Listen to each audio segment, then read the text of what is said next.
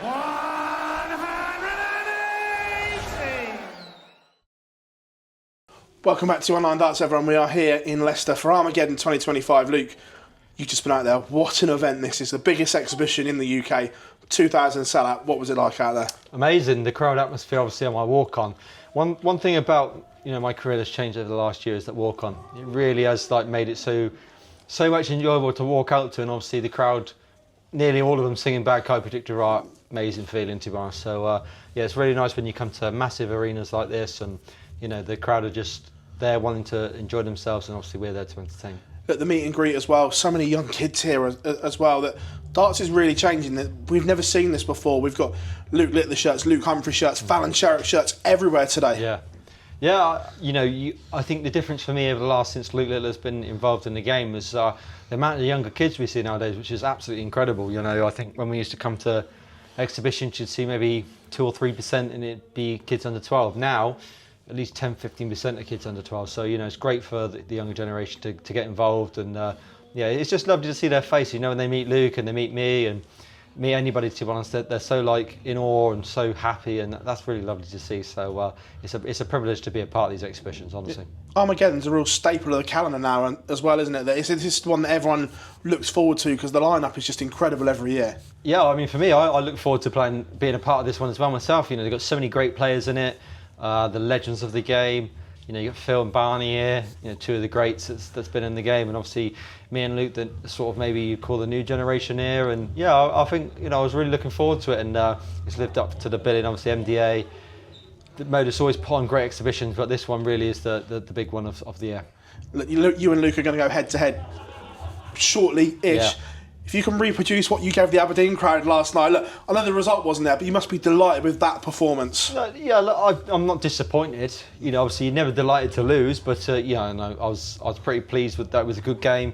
We've had a few games over the last few months where they haven't really lived up to the billing, in my opinion. We've close games, good games, but not at the best of our ability. That was a game that I feel like we could produce a little bit more than we do. But Luke was unbelievable. He's probably one of his highest averages on TV, and you can't do much against that. I played Stephen in I think it was Manchester, and averaged 118. When people play like that, there's not much you can do against it. But I give it my best. I thought I played well, lots of 180s, but I'll just take good confidence from that performance, and hopefully I can keep performing at that level, and I got a good chance to be Premier League champion. Well, you touched on the power scoring there. The maximums were incredible last night, and I said to Luke when we spoke to him, I don't know if you saw it, but Sky caught a great picture of you both at the end, and you were both like, "Wow, that was good," wasn't it? Type thing. Did you know it was good during the game? Yeah, I mean you do, because I think for me, I was noticing that I was leaving 99 or 41 and 81 and after 9 darts and not getting a shot.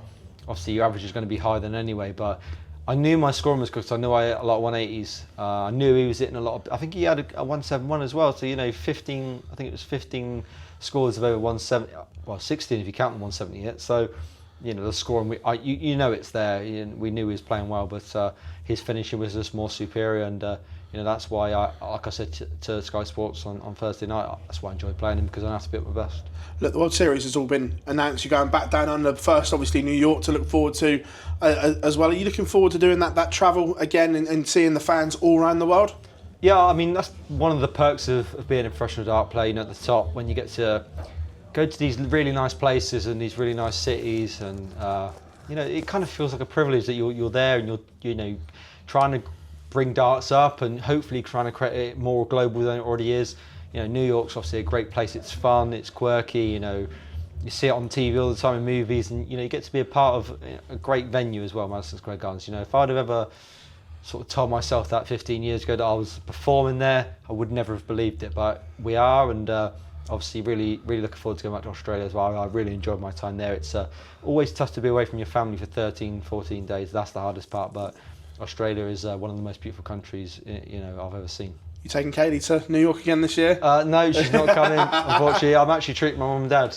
Oh, nice. That's cool. It's, I spend so much time away from my mum and dad, obviously, because I live 2.5, 3 hours away from them. We sort of said, look, you can come to New York with me, and we can spend a week together. And obviously, everyone knows how close I am to my mum and dad, so it's going to be nice to spend a week with them. My dad's obviously been with me before to New York, my mum hasn't, so it's just going to be nice to spend a week with them. Of course, you're there to play darts, but yeah, I'm going to enjoy a nice week with them for once. How is wedding preparation going? Because obviously I remember the whole military operation. Yeah. Katie thought she was getting dragged up to do the draw. And so, can't believe that's a year already. I know. How are wedding preparations? Yeah, I mean, we're not in a rush for it, to be honest. You know, maybe not next year. I think for me, I might not be able to do too much as I've done this year and last year. Next year, I have to sort of make sure that I'm allowing some more extra family time. You know, I really want to go to Florida. I'll take my son to Florida next year, and you know, maybe I might have to miss Australia. Who knows next year, because it's so packed that it's hard to do it every year. August is like the perfect time for me to spend time with my family, because obviously the kids are off school. Holiday, yeah. I get it. So you know, the PDC understand. I would do it a lot more than I don't, but maybe next year something has to give. I'm not going to like take a break or anything. I'm still going to play in all the tournaments, but you know, I've always really wanted to take my son to Florida, because my mum and dad took me twice when I was a kid. So I think next year we're probably going to do Florida, and then the year after that will be when we think about getting married. We see the pictures of obviously him on social. Does he understand what Dad does yet when he sees Dad on the TV and everything like that? He does now, yeah. I mean, last year he wasn't so obvious to what was happening, but now you say to him, I don't know, you say like, what does Daddy do for work? And he says, play darts. So he knows. He's got his own little magnetic dartboard, which he loves to play. He loves watching me practice, actually. If I'm up there having a throw in my spare room and Katie bring him up, and he loves watching me. So yeah, he's well into it. He knows the players. He knows me, Rob Cross, Brian Searle. If they're on TV, he knows them players. That's quite. He's starting to learn all the players and stuff like that. It's really lovely. So yeah, he's starting to get into it a little bit. Again, has Move all good, all settled into the new place and everything like that? Monday, is that the I don't know when this goes out, but it won't be till after that. So I'll be moved in by then. But yeah, it's been a really not hard journey. It's just a lot of work's been done to the house. Like we've stripped all the wallpaper, repainted it, and we're going to move in. Well, by the time this goes out, we'd have been moved in. So yeah, it's really exciting. It's something that once I'm living there, I'll really understand what I've achieved, because obviously it's a beautiful house. Really lucky to have it. Massive thanks to the PDC for what they've allowed me to do. To be honest, I've earned so much money from darts that I've been treat myself, and once I'm in now, I really understand and really appreciate all the achievements I've done, and I'll be really thankful. You got a proper darts room in it, have you? Like you can lock yourself away and practice if you want and stuff like that, or? Yeah, not yet. I might need an extension. That sounds crazy, but I want to. Always dreamed of having like a games room, like a snooker table, pool table, and a dartboard in there. So maybe that might happen, but we'll see. I love this, and you're so relaxed in this environment, and it's great to see. And what you've achieved already this year, again, first name on the Masters Trophy and so on, qualifying for the O2. You must be delighted with the way the year has gone for you so far. Yeah, I mean, look, I don't think I've been at my full potential best this year. I've had good performances, against Stephen, against Nathan in Liverpool, I think it was, and then Luke last night. The performances are there, but at a consistent level, it's not been as good the last 2 years. But, it's not like I'm worried or I feel like I'm not playing well enough to perform. Still, my Premier League average is up there, 100 nearly. Yeah. So it's still decent. And, sometimes maybe I'm too hard on myself. I know that. But, I feel in good form, and I feel like, I've achieved more this year than I did last year, performance-wise, and the year before that. I didn't win a major before the Premier League last year and the year before, and I have now. So there's lots to play for, and hopefully I can keep winning, keep myself at world number one, and then maybe win that world championship again, because that's what I want to do again.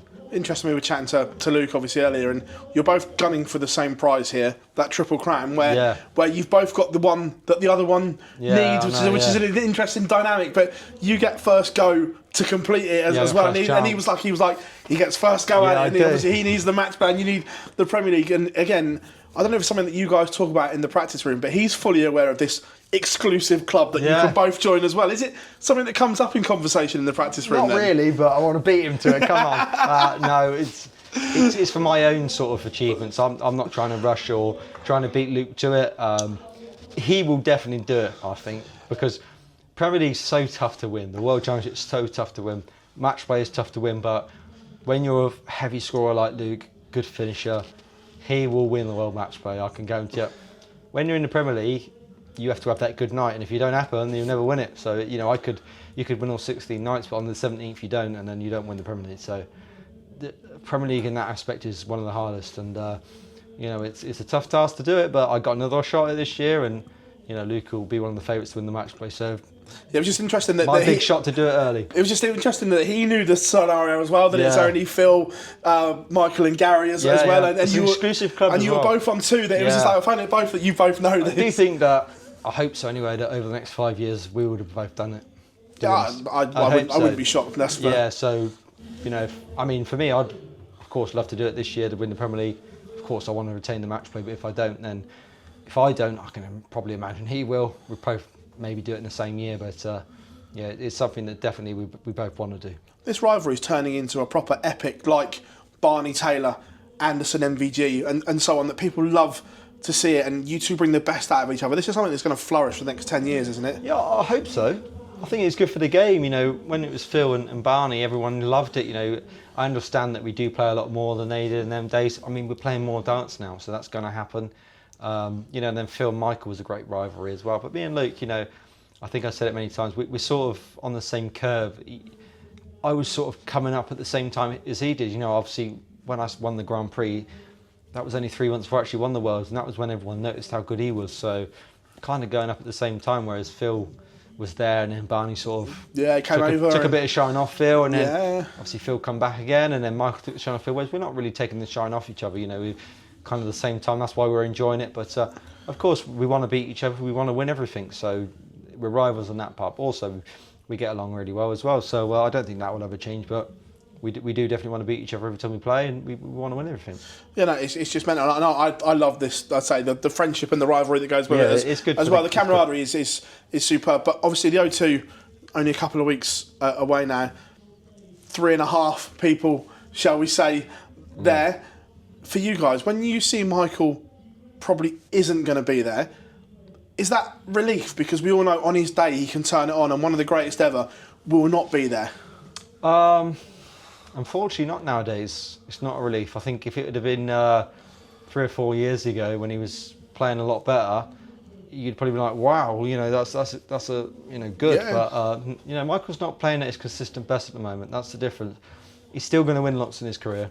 He's still a good player, but he's not consistent at the moment. He knows that. He doesn't need me to tell him that. Of course, he knows that. It's not a story. But would it surprise me if Michael won on Thursday?